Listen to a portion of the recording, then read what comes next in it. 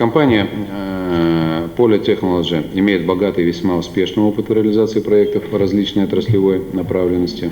Та интенсивность проработки проекта Белкамур и сопряженных с ним промышленных проектов, которые осуществляются нами с весны этого года, ярко демонстрирует как потенциал компании, так и ее возможности. Хочу еще раз напомнить, что за этот период сотрудничество компании и Республики Коми в части реализации проекта Белкамур было поддержано на самом высоком уровне российско-китайских отношений. С 7 июля межправительственная комиссия по подготовке регулярных встреч глав правительств России и Китая под сопредседательством господина Рогозина и господина Ваньяна поддержала и одобрила наше взаимодействие в рамках проекта. Проект был включен в перечень стратегических проектов российско-китайского сотрудничества и рекомендован к подписанию соглашения во время визита президента Российской Федерации в начале сентября месяца в Китайскую Народную Республику.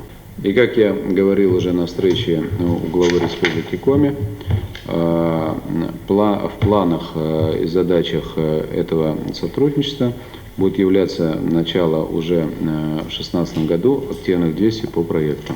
关于这个贝尔卡穆尔这条铁路项目呢，我们保利公司有非常浓厚的兴趣参与这个项目的投资建设。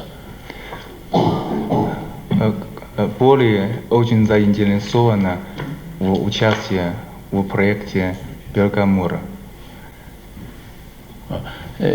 这个项目呢是由这个咱们共和国的副主席到我们公司进行推荐，深深地打动了我们就积极地参与到这个项目上来。